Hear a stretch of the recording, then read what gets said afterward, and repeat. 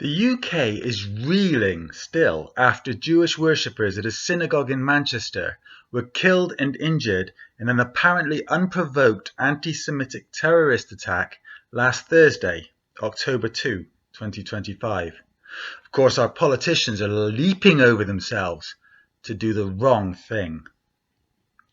Two men, Adrian Dolby, 53, and Melvin Kravitz, 66, lost their lives when 35-year-old Jihad al-Shami rammed his car into people outside the Heaton Park synagogue in Crumpsall before stabbing others. 3 more victims remain in hospital with serious injuries. It seems likely that one of the deceased was accidentally shot by police. The attack is being treated by police as terrorism. The attacker was shot dead at the scene.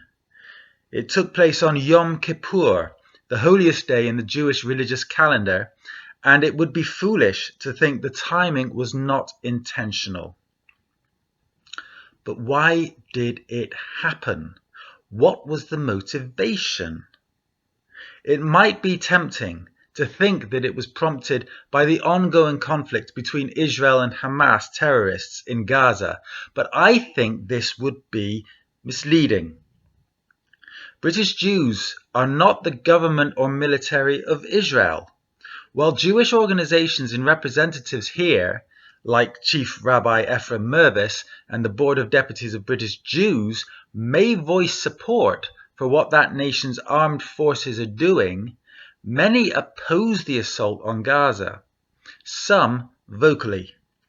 Targeting them is not only cruel, it's absurd. So this was not resistance, and it was not a blow against Israel. It was the deliberate targeting of British Jews here in the UK who are simply practicing their faith on the most holy day of their calendar. That makes it unambiguously anti-Semitic. Let me be clear, holding British Jews collectively responsible for the actions of the Israeli state is racism. And now I find myself worrying for my own Jewish friends here in the UK.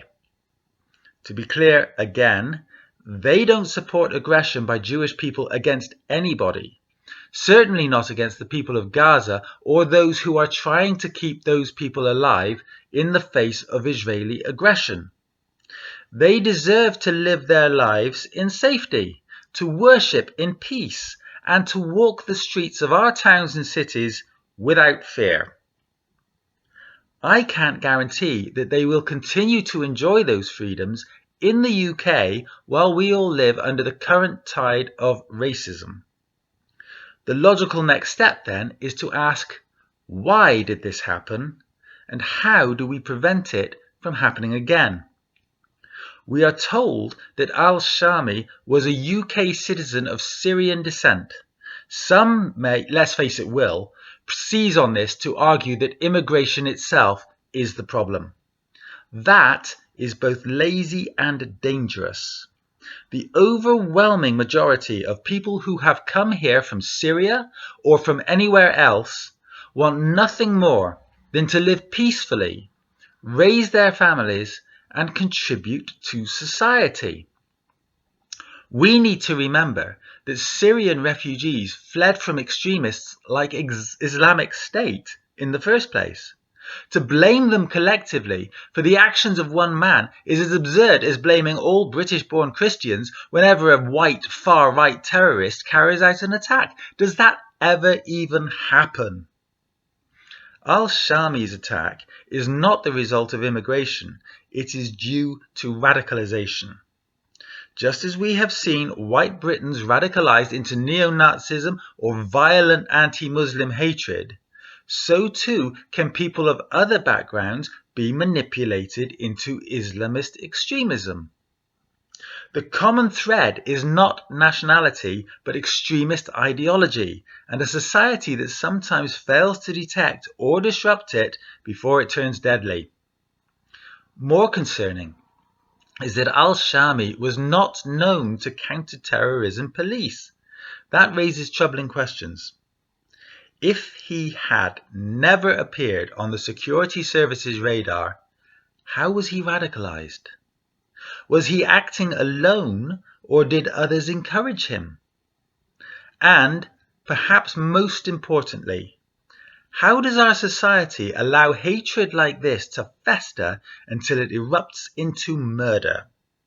The name jihad means holy war. That does not make everyone with that name a terrorist, but the fact that his name was such an obvious indicator does highlight the need for better ways of spotting and challenging extremist beliefs before they manifest in violence. Suppose an anti-immigration protester changed his first name so he was now called, for example, Xenophobia Jones. Would the cops think he was perfectly harmless and not pay any attention to him?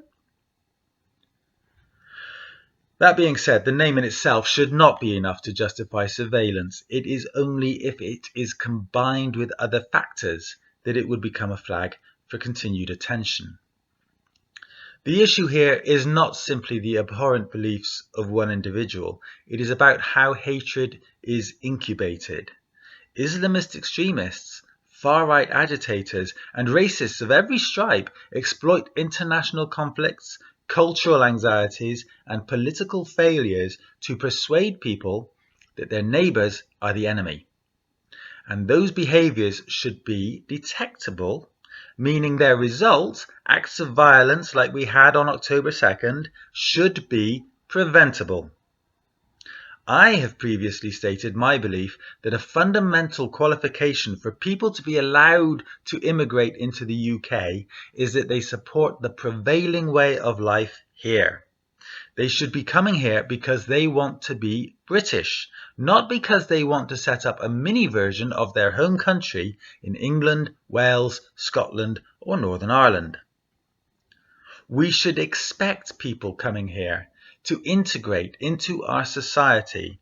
It occurs to me that there should be some form of probation system that monitors their progress in that direction over time and that may detect any racist or terrorist sentiment before it can erupt into violence.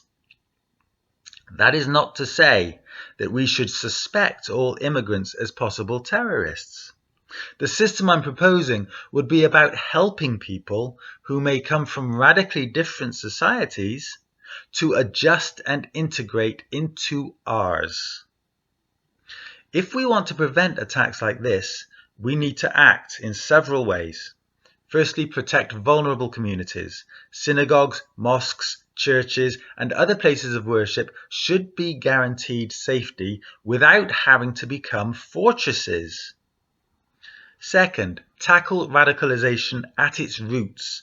That means honest conversations within communities, education in schools, and better systems for early warning when people are sliding towards extremism. Next, challenge scapegoating across the board. Whether it is anti-Semitism, Islamophobia, or anti-refugee hatred, all forms of prejudice create the conditions for violence. And finally, stand in solidarity. None of us can afford to see Jewish safety as a Jewish issue or Muslim safety as a Muslim issue. If extremists succeed in making one group a target, it will not be long before others follow. It is likely, of course, that the authorities will focus on what is easiest, most visible, and cheapest. Increased police presence, extra funding for synagogue security, public statements condemning the attack. All of that is necessary, but it is only surface-level action. What will cost more and require more courage is tackling the roots of terrorism, racism, and xenophobia in our society. It means asking uncomfortable questions about how hatred is incubated, how extremist ideologies take hold, and why communities sometimes fail to speak out or act before violence erupts. If we settle for easy, visible gestures, we will leave ourselves vulnerable to future tragedies.